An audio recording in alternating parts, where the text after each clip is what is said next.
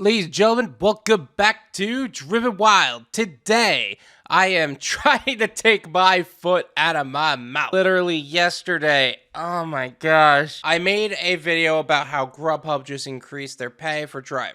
I also said in that video that Uber and DoorDash have yet to respond. Well, within an hour or two of me scheduling that video, Uber literally said, by the way, we're adding fuel assistance as well. I just feel so bad. So, in an attempt to take my foot out of my mouth and to hopefully add clarity to what is going on in the gig economy, I am talking about what is going on in this email that Uber sent out to all their drivers and everything about it. We have yet to hear from DoorDash about fuel assistance. Anyway, with that said, let's get started. Introducing temporary fuel assistance. We know the unprecedented spike in gas prices and rising energy costs have affected how much money you're taking home. To help, we're rolling out temporary fuel assistance on Wednesday, March 16th for all drivers and couriers, including those with electric vehicles. First and foremost, they said it's March 16th, so it's not in effect yet. It is currently the 12th. It is 8:19 a.m. by the way, before somebody says, hey, DoorDash just updated us. That being said, that's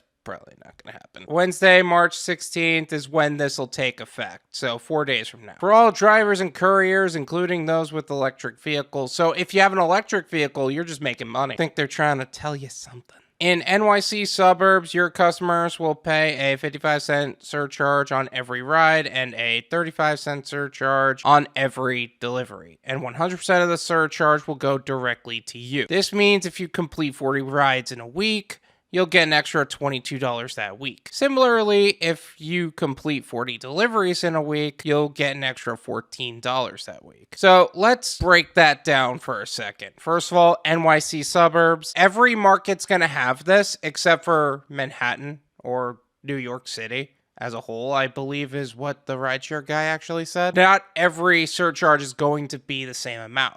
I actually don't get any of this.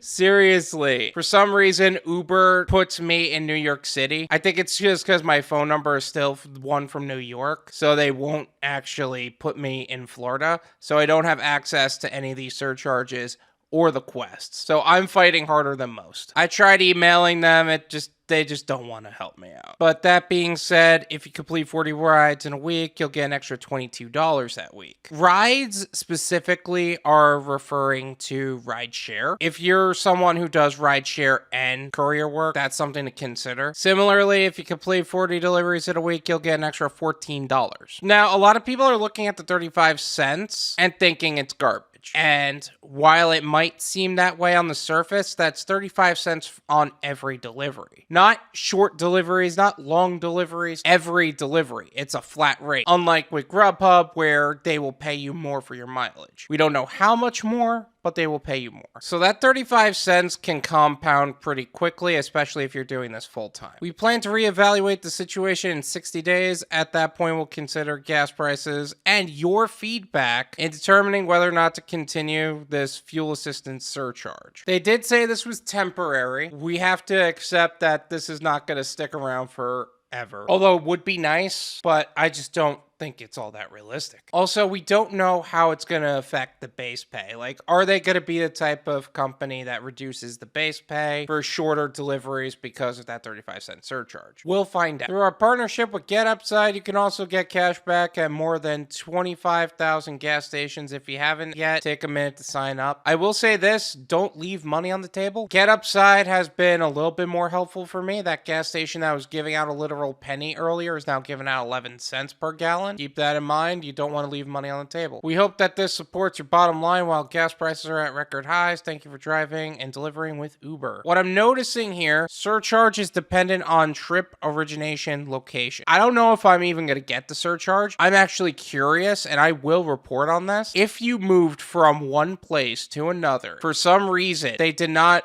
apply the change in location for you? Will they still give you a surcharge for the location you move to? Because I know that I don't get the quests around here. I get New York City quests in Florida. I hope I get it, to be honest. I don't want to spend more money than I should, but it really depends on what's going on here. This is my opinion.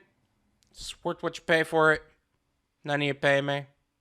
There you go. I kind of like the flat rate for Uber and Uber Eats. I think with GrubHub, you're going to see more orders that are further away and have more driving to them in comparison to that of Uber Eats. Uber Eats, you'll see really good orders that are short distances. Whereas GrubHub, you'll see good orders, but some of them are a little bit further than others. Is 35 cents a lot? No, but it does buffer the difference between what we were paying and what we're paying now. Not to mention, we honestly didn't believe that we were going to get anything to begin with, and already GrubHub and Uber Eats have been on it. Although I would like to mention that DoorDash has yet to say anything and has been unusually quiet recently. Let's be honest, we're talking about DoorDash here. I wouldn't hold my breath for it. Other things you could do to save money on gas, diversify, work on that other side thing that you should be doing. Thank you so much for watching. I really appreciate it. As always, make sure to hit the like button, subscribe if you're new, and I'll see you guys next time. Peace.